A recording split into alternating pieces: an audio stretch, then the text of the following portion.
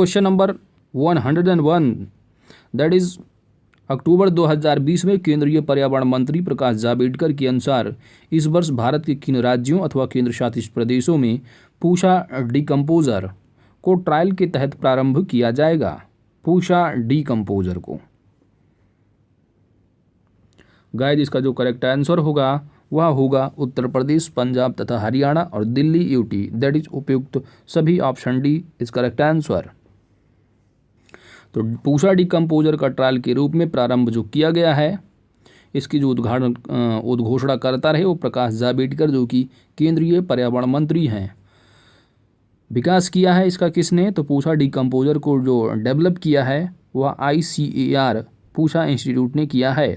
संबंधित राज्य उत्तर प्रदेश, पंजाब, हरियाणा, दिल्ली। तो ये राज्य को आपको जरूर याद रखना है, उत्तर प्रदेश है, उत्तर प्रदेश से सटा जो है अपना दिल्ली, इसके साथ ही जो है पंजाब हो गया और हरियाणा भी है और दिल्ली, ठीक है। तो 4 स्टेट हैं, यूपी, पंजाब, हरियाणा, दिल्ली। उद्देश्य क्या है कि वायु प्रदूषण व उसके नकारात्मक प्रभावों को कम करना है। विशेष क्या है कि इस वर्ष के दौरान उत्तर प्रदेश के 10,000 हेक्टेयर तथा दिल्ली के 800 हेक्टेयर क्षेत्र में पूषा डिकम्पोजर तकनीक का प्रयोग किया जाएगा। नाउ द क्वेश्चन नंबर 102, अक्टूबर 2020 में किस कंपनी ने अपने ऑनलाइन ट्रेन टिकट बुक करने की सुविधा प्रदान करने के लिए Indian railway catering and tourism corporation, that is IRCTC के साथ साझेदारी की है? किस कंपनी ने? गाइस, जिसका करेक्ट आंसर होगा ऑप्शन सी, अमेजन इंडिया। साझेदारी हुई है अक्टूबर 2020 में। पेमेंट जो सुविधा होगी वह डिजिटल पेमेंट ऐप अमेजन पे पर, ठीक है। तो ग्राहकों को जो पहली ट्रेन बुकिंग पर जो कैशबैक होगा वो 10% मिलेगा और प्राइम मेंबर इन बुकिंग पर कैश जो होगा बैक वो 12% है, ठीक है। नाउ क्वेश्चन नंबर 103, अक्टूबर 2020 में भारत की किस न्यायालय ने सार्वजनिक स्थानों पर अनिश्चितकाल तक के हड़तालों के आयोजन को गैर कानूनी बताया है? Correct answer is option A, उच्चतम न्यायालय, सुप्रीम कोर्ट ऑफ इंडिया। मामला क्या था कि नागरिकता संशोधन अधिनियम, that is CAA, citizenship amendment act के खिलाफ शाहीन बाग में प्रदर्शनकारियों द्वारा सार्वजनिक सड़क पर अनिश्चितकालीन कब्जे के विरोध में सुप्रीम कोर्ट में एक याचिका दायर की गई थी, जिसके तहत जो फैसला सुनाया गया वह उच्चतम न्यायालय के न्यायमूर्ति संजय किशन कौल, अनिरुद्ध बोस तथा कृष्ण मुरारी की पीठ के द्वारा न्यायालय में सामने जो है सुनाया गया कि सार्वजनिक स्थानों पर अनिश्चितकाल तक की हड़ताल जो है वो गैर कानूनी है, ठीक है। तो ये चलो आगे चलते हैं दोस्तों। क्वेश्चन नंबर 104, अक्टूबर 2020 में उत्तर प्रदेश के मुख्यमंत्री योगी आदित्यनाथ ने किस जिले में स्थापित प्रदेश के सबसे बड़े आइनॉक्स ऑक्सीजन प्लांट का वर्चुअल माध्यम से शुभारंभ किया है?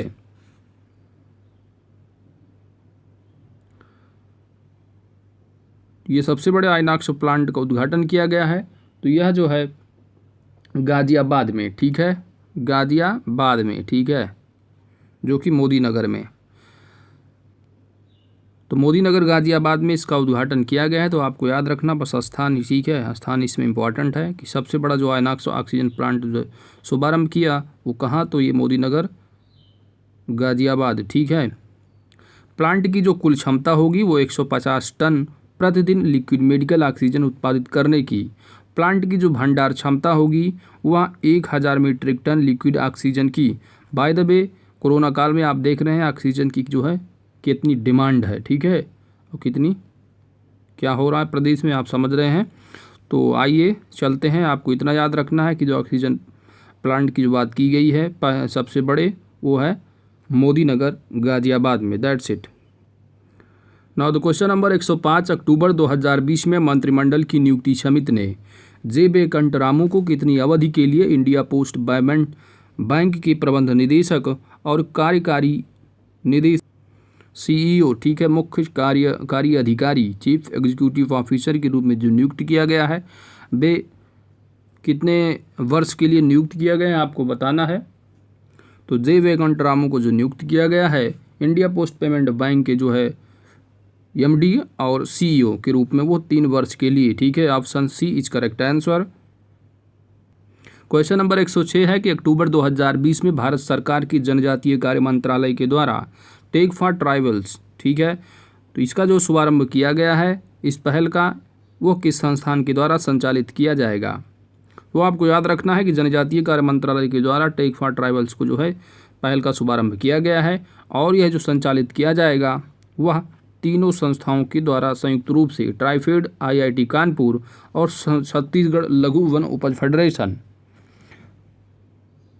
इसका जो उद्देश्य होगा आदिवासियों के पारंपरिक ज्ञान और कौशल का दोहन करना, वन धन केंद्रों की स्थापना करके बाजार के नेतृत्व वाले मॉडल के माध्यम से अपनी आय को अनुकूलित करने के लिए ब्रांडिंग, पैकेजिंग, विपणन कौशल से जोड़ना, आदिवासियों को समग्र विकास करना आदि ये सब उद्देश्य रहे। तो आपको इतना याद रखना है कि ये जो संस्थान है संयुक्त रूप से ट्राइफेड, IIT कानपुर, छत्तीसगढ़ लघु वन उपज फेडरेशन, ठीक है, इन तीनों के द्वारा किया जाएगा। और टेक फॉर ट्राइबल्स अगर पूछा जाता है एग्जाम में कि टेक फॉर ट्राइबल्स जो है किस मंत्रालय के अधीन आता है, तो आपको नाम से ही पता चल जा रहा है कि ट्राइबल्स है तो जनजातीय कार्य मंत्रालय होगा। चलते हैं नेक्स्ट क्वेश्चन की ओर। क्वेश्चन नंबर 107, अक्टूबर 2020 में महाराष्ट्र सरकार द्वारा कहां पर स्थापित किए जा रहे मेट्रो कार सेट प्रोजेक्ट को रद्द कर दिया गया है। Correct answer is option C, RA. तो आरए प्रोजेक्ट को जो है ये आरए जो मेट्रो कार सेट प्रोजेक्ट रहा इसको रद्द कर दिया गया है। अब जो ये होगा वो आरए की जगह जो है अब ये कंजूर मार्ग में जो है इसकी स्थापना की जाएगी, ठीक है। बस आपको इतना ही याद रखना है कि जो RA metro car set project है इसको जो रद्द करने का जो कारण रहा वो पर्यावरण द्वारा वृक्षों की कटाई के विरोध हेतु, ठीक है। और ये जो है निर्माण करता है मेट्रो रेल कॉरपोरेशन लिमिटेड जो मुंबई, ठीक है। तो इसको याद रखना है, जो आरए महाराष्ट्र में होने वाला था अब जो होगा वो इसकी जगह अब कंजूर मार्ग में होगा, ठीक है, इतना ही याद रखना है। 108, NCERT ने शैक्षणिक सामग्रियों को भारतीय सांकेतिक भाषा परिवर्तित करने के लिए किसके साथ समझौता किया है। किसने? NCERT ने। तो गाइस इसका करेक्ट आंसर होगा कि भारतीय सांकेतिक भाषा में परिवर्तित करने के लिए जो NCERT जो सामग्री है शैक्षिक उनको जो भारतीय सांकेतिक भाषा में परिवर्तित किया जाएगा। तो ऐसा करने के लिए किस संस्था के साथ समझौता किया गया है, तो ऑप्शन बी होगा करेक्ट आंसर, ISELRTC, ठीक है, दैट इज भारतीय सांकेतिक भाषा अनुसंधान प्रशिक्षण केंद्र के साथ, ठीक है, NCERT ने। संबंधित मंत्रालय सिंपल सी बात शिक्षा मंत्रालय होगा। शिक्षा मंत्रालय का नाम आप जानते हैं बदलकर किसको बदला गया है, तो ये मानव संसाधन विकास जो मंत्रालय था इसका नाम क्या हो गया है, शिक्षा मंत्रालय। इसमें समझौते ज्ञापन में क्या है कि कक्षा 1 से लेकर के 12 की जो NCERT पाठ्य पुस्तकों की जो हिंदी अंग्रेजी दोनों जो माध्यम है इनकी सभी विषयों को जो है डिजिटल प्रारूप में भारतीय सांकेतिक भाषा में परिवर्तित किया जाएगा। तो आपको याद रखना है कक्षा 1 से लेकर के 12 तक की NCERT। ना तो क्वेश्चन नंबर 109, सब्जियों का न्यूनतम समर्थन मूल्य तय करने वाला देश का पहला राज्य कौन सा बना है।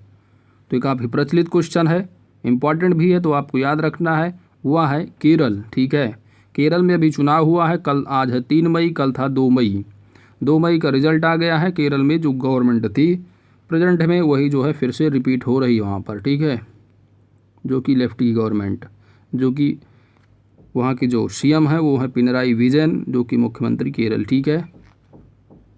तो ये रिपीट हो रहे हैं, ये अगेन जो है वो मुख्यमंत्री जो है बनेंगे, ठीक है। और बंगाल पे ज़्यादा करके फोकस था मीडिया का भी और लोगों का भी, वहाँ फिर से जो है ममता जी रिपीट हो गई हैं, ठीक है। तो वो तिबारा मुख्यमंत्री बनने जा रही हैं। प्रथम चरण में सरकार ने 16 किस्मों की सब्जियों का न्यूनतम समर्थन मूल्य तय किया है। राष्ट्रीय स्तर पर MSP आप देखेंगे तो 23 कृषि उत्पादों पर विशेष सब्जियों का जो न्यूनतम समर्थन मूल्य रहा वह 20% अधिक होगा लागत से, ठीक है। तो बस आपको इतना याद रखना है कि सब्जियों का न्यूनतम मूल्य जो समर्थन न्यूनतम मिनिमम सपोर्ट प्राइस जो सब्जियों का है वो लागू किया गया है किस राज्य के द्वारा। तो आपको याद रखना है यह पहला है देश का राज्य, कौन सा है, केरल। क्वेश्चन नंबर 110, अक्टूबर 2020 में किस राज्य द्वारा ग्रामीण क्षेत्रों के लिए डिजिटल सेवा सेतु प्रोग्राम की घोषणा की गई है। Correct answer is option A, Gujarat राज्य सरकार के द्वारा।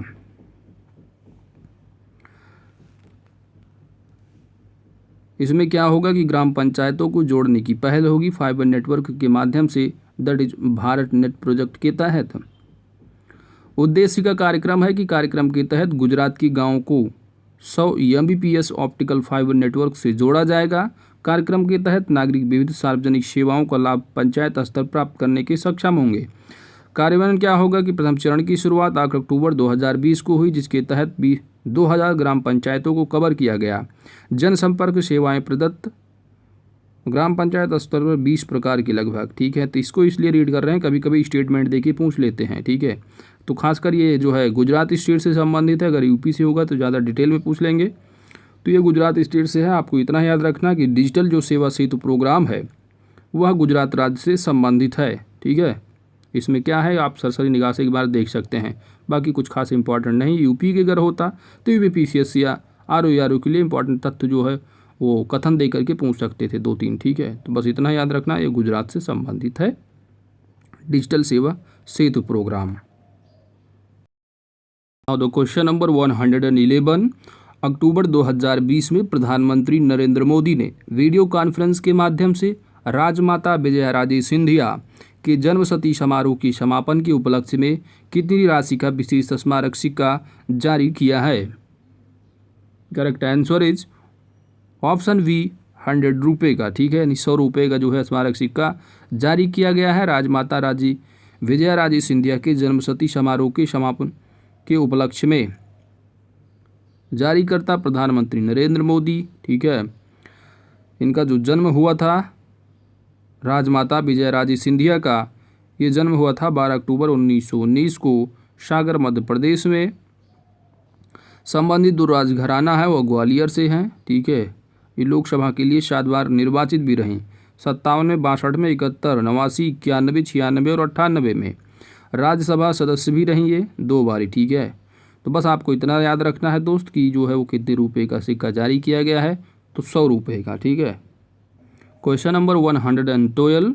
राष्ट्रीय कार्य योजना गिद्ध संरक्षण 2020 से 25 के तहत कितने राज्यों में गिद्ध संरक्षण और प्रजनन केंद्र स्थापित किया जाएगा? तो आप इसको इम्पॉर्टेंट समझिए, for the purpose of environment current affair से रिलेटेड करिए, ठीक है। तो ये जो है इसका करेक्ट जो आंसर होगा गाइज वो होगा ऑप्शन ए, ठीक है। यानी 5 कितने हैं? 5 जो है वो राज्यों में गिद्ध संरक्षण और प्रजनन केंद्र स्थापित किए जाएंगे। आइए डिटेल में देखते हैं क्या है। ये जो 5 राज्य हैं यह कौन कौन से हैं? तो उत्तर प्रदेश, त्रिपुरा, महाराष्ट्र, कर्नाटक और तमिलनाडु आपको याद रखना है, ठीक है। अपना उत्तर प्रदेश भी है, उत्तर प्रदेश, त्रिपुरा, महाराष्ट्र, कर्नाटक, तमिलनाडु, ठीक है। तो नॉर्थ ईस्ट का भी आप देख सकते हैं कि स्टेट है, और अपना उत्तर प्रदेश, महाराष्ट्र भी है। और आप साउथ में चले जाएंगे तो कर्नाटक और तमिलनाडु। तो 5 स्टेट हैं, आपको याद रखना है। 5 राज्यों में गिद्ध संरक्षण प्रजनन केंद्र स्थापित करना है। 4 बचाव केंद्र की स्थापना भी की जाएगी। 4 बचाव केंद्र कौन से हैं? तो ये पिंजौर हरियाणा है, भोपाल मध्य प्रदेश, गुवाहाटी असम, हैदराबाद तेलंगाना में स्थापित किए जाएंगे 4 बचाव केंद्र गिद्ध से, ठीक है। कार्य योजना जो होगी वो ओरिएंटल सफ़ेद पीठ वाले गिद्ध, दैट इज जिप्स बेंगोलिसिस, दुबला पतला बिल्ट गिद्ध, दैट इज जिप्स टेनुरोसिस्ट, ठीक है। तो ये नाम भी आपको याद रखना है, पूछ सकते हैं। ये लंबे जो गिद्ध होंगे जो कि जिप्स इंडेक्स का संरक्षण, ठीक है। तो इस तरह आप देख सकते हैं। तो आपको ये स्टेट कम से कम आपको जरूर याद रखना है, साथ ही 4 बचाव जो केंद्र होंगे उनको याद रखना है, ठीक है। तो 5 स्टेट कौन से हैं? यूपी है, महाराष्ट्र है, नॉर्थ ईस्ट चले जाओ त्रिपुरा हो जाएगा, साउथ चले जाओ कर्नाटक और तमिलनाडु। 4 बचाव केंद्र पिंजौर हरियाणा, भोपाल मध्य प्रदेश, गुवाहाटी असम, हैदराबाद तेलंगाना, ये ठीक है। चलिए आगे चलते हैं। क्वेश्चन है 113 कि नवंबर 2020 में किसके द्वारा जम्मू में मानसर झील विकास योजना का उद्घाटन किया गया है? तो गाइस जिसका जो करेक्ट आंसर होगा वो होगा जितेंद्र सिंह ने, ठीक है। किसने उद्घाटन किया है? जितेंद्र सिंह ने। तो आपको याद रखना है कि जो मानसर झील है, कम से कम इतना याद रखना है कि मानसर जो झील है इसका उद्घाटन किस राज्य से संबंधित है, यानी किस राज्य में किया गया है। तो आपको याद रखना है वो है जम्मू में, ठीक है। इसके साथ ही संबंधित जो मंत्रालय है वो कार्मिक लोक शिकायत एवं पेंशन मंत्रालय, भारत सरकार, जिसके उद्घाटन करता डॉक्टर जितेंद्र सिंह।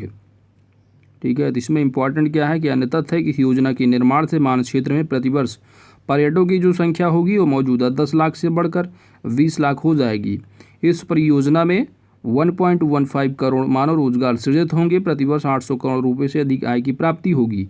विशेष क्या है कि जम्मू कश्मीर केंद्र शासित प्रदेश के जो उपराज्यपाल है वो मनोज सिन्हा है, जो कि अपने यूपी से ही जाते हैं। ठीक है, तो बस आपको इतना याद रखना है दोस्त कि जम्मू कश्मीर में जो है वो जम्मू में जो है वो मानसर झील विकास परियोजना उद्घाटन किया गया है। किसके द्वारा? जितेंद्र सिंह के द्वारा। ठीक है, तो इतना जरूर याद रखना कि मानसर झील पर विकास परियोजना वो जम्मू से संबंधित है। आगे चलते हैं। Question number 114। नवंबर 2020 में आयुष मंत्रालय द्वारा रणनीतिक नीति और सुविधा bureau that is strategic policy and facilitation bureau नामक एक रणनीतिक नीति इकाई की स्थापना हेतु किसके साथ साझेदारी की गई है? तो गाइस इसका जो करेक्ट आंसर होगा वह होगा MS Invest India. Option C is correct answer. आइए देखते हैं थोड़ा डिटेल में। तो संबंधित जो मंत्रालय होगा रणनीति नीति एवं सुविधा ब्यूरो का वह होगा आयुष मंत्रालय। कौन सा मंत्रालय? आयुष मंत्रालय। संबंधित जो संस्थान है वह आयुष मंत्रालय तथा MS, ठीक है, MS इन्वेस्ट इंडिया है। उद्देश्य क्या है कि आयुष क्षेत्र की योजनाबद्ध तथा व्यवस्थित विकास को सुविधाजनक बनाने के लिए रणनीतिक नीति और सुविधा ब्यूरो नामक रणनीति नीति इकाई की स्थापना करना है। तो यहाँ पर बस आपको इतना याद रखना है कि इसके साथ की गई है। ठीक है, तो इसी क्वेश्चंस को आप रिवीजन करना, वो है MS इन्वेस्ट इंडिया। साथ ही जो है आपको याद रखना है कि SPFV द्वारा की जाने वाली जो गतिविधियाँ हैं वो इस तरह आप देख सकते हैं। राजनीति बेंचमार्किंग, निवेश सुविधा। ठीक है, तो ये इतने डिटेल में आपको नहीं जाना है। विशेष क्या है कि जो MS इन्वेस्ट इंडिया है वो आयुष मंत्रालय की योजनाओं को लागू करने तथा कार्यान्वित करने के लिए उच्च प्रशिक्षित तथा विशेषज्ञ संस्थानों को तैनात करेगा। आयुष मंत्रालय निवेश प्रस्ताव जारी करने तथा पूछताछ ब्यूरो की सहायता करने के साथ साथ उपक्रम गतिविधियों के लिए इन्वेस्ट इंडिया को धन सौंपेगा। ठीक है, तो दोस्त बस आपको इतना याद रखना है कि जो रणनीति और नीति सुविधा ब्यूरो है ये एक रणनीतिक नीति इकाई की स्थापना हेतु जो साझेदारी की गई है वह MS इन्वेस्ट इंडिया के साथ। ठीक है, बस इतना ही याद रखना है आपको ना। तो क्वेश्चन नंबर 115। सभी सार्वजनिक स्कूलों में पूरी तरह से डिजिटल हाईटेक क्लासरूम बनाने वाला देश का पहला राज्य कौन सा बन गया है? 4 ऑप्शन है, तमिलनाडु, केरल, कर्नाटक, तेलंगाना। तो गाइस इसका जो करेक्ट आंसर होगा वह होगा Kerala. Option B is correct answer. मान लो यहाँ पर ऑप्शन ए भी जो है तमिलनाडु ना होकर दिल्ली होता तो कंफ्यूज नहीं होना है, वो केरल है। ठीक है, क्योंकि दिल्ली में भी काफ़ी सारी एजुकेशनल डेवलपमेंट हुई। Question number 116। अक्टूबर 2020 में केंद्र सरकार द्वारा किस केंद्र शासित प्रदेश के पंचायती राज अधिनियम में संशोधन को मंजूरी प्रदान की गई है? पंचायती राज अधिनियम। तो गाइस इसका जो करेक्ट आंसर है वह है जम्मू कश्मीर। ठीक है, तो जम्मू कश्मीर केंद्र शासित प्रदेश में जो है वो पंचायती राज अधिनियम में संशोधन को मंजूरी प्रदान की गई है। जम्मू कश्मीर पंचायती राज अधिनियम 1989 में संशोधन को मंजूरी दी गई है। संशोधन जो किया गया है जम्मू कश्मीर पंचायती राज अधिनियम 1989 है संशोधन के द्वारा। हाँ, तो संशोधन के द्वारा क्या होगा कि जम्मू कश्मीर के ज़िलों में पहली बार जिला विकास परिषद की स्थापना की जाएगी। हर जिले को परिषद की सदस्यों का चुनाव करने के लिए जो है 14 निर्वाचन क्षेत्रों में विभाजित किया जाएगा। सदस्यों का चुनाव जो है प्रत्यक्ष तौर पर होगा, यानी डायरेक्ट जो है जनता के द्वारा जो मतदान किया जाएगा। उद्देश्य क्या है कि जम्मू कश्मीर में ज़मीनी स्तर पर लोकतंत्र को मजबूत बनाना। तो ये सारी चीज़ें हैं, आप देख सकते हैं। बस आपको इतना ही याद रखना है दोस्त कि केंद्र शासित प्रदेश कौन सा है जिसमें पंचायती राज अधिनियम में संशोधन किया गया है, तो वो है जम्मू कश्मीर। पंचायती राज आप जो है पढ़ते होंगे पॉलिटी में भी, पार्ट 9 में। ठीक है, चलो आगे चलते हैं दोस्तों। Question number 117।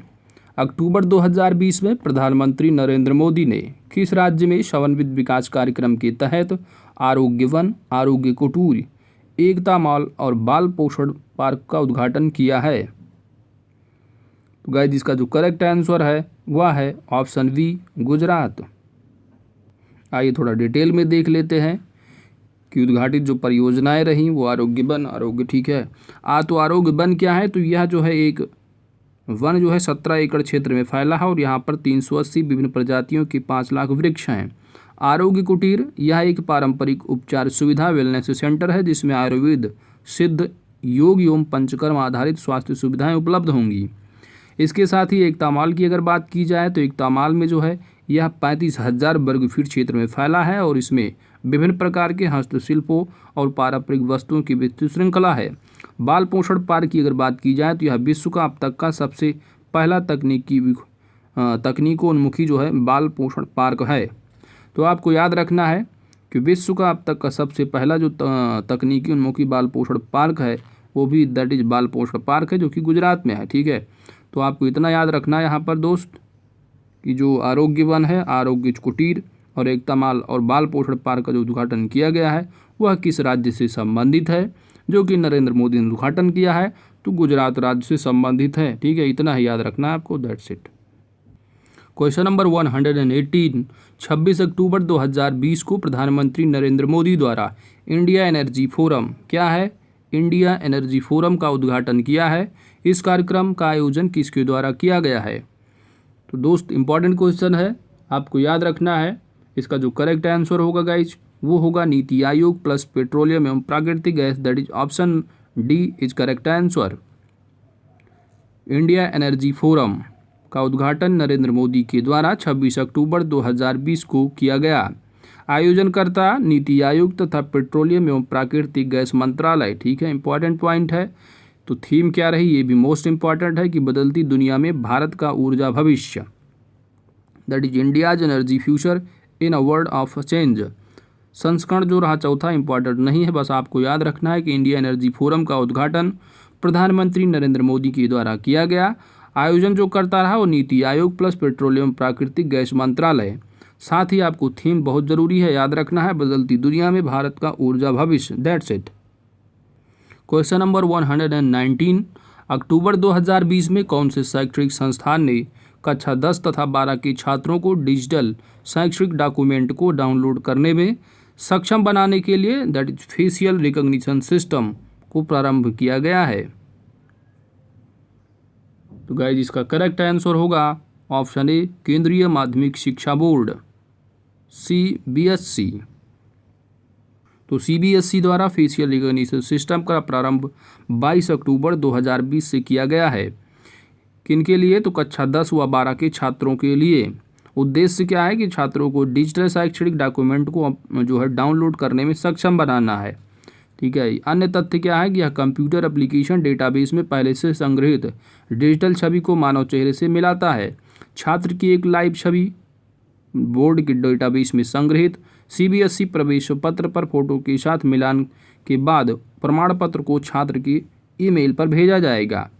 वर्ष 2020 में 20 के जो सभी रिकॉर्ड हैं परिणाम मंसूजा तथा आप देख सकते हैं वेबसाइट दे रखा है, ठीक है। तो बस आपको इतना यहाँ पर इतना इम्पोर्टेंट नहीं है, बस इतना ही याद रखना है कि कक्षा 10 तथा 12 के जो छात्रों को हैं इनको डिजिटल शैक्षणिक डॉक्यूमेंट जो डाउनलोड करने में सक्षम बनाने के लिए कौन सा सिस्टम है? Facial recognition system.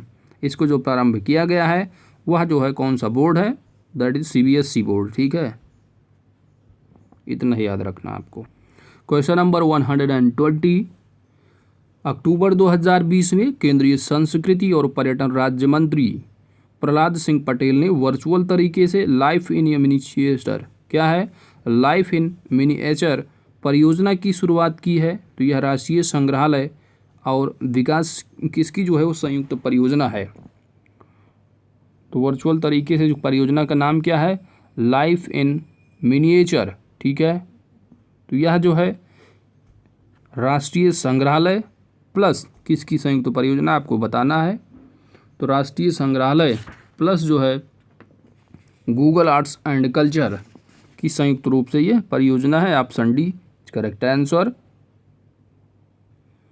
Life in miniature परियोजना की शुरुआत 22 अक्टूबर 2020 को की गई है। शुभांकरकर्ता प्रहलाद सिंह पटेल है, जो कि केंद्रीय संस्कृति और पर्यटन राज्य मंत्री, स्वतंत्र प्रभार है। संयुक्त परियोजना जो है वो राष्ट्रीय संग्रहालय और गूगल आर्ट्स एंड कल्चर की है। ठीक है। विशेष क्या है कि इसी परियोजना के तहत इसकी शुरुआत के बाद विश्व भर में लोग जो है वो राष्ट्रीय संग्रहालय नई दिल्ली के लगभग 100 लघु चित्रों को Google arts and culture app के माध्यम से देख सकते हैं।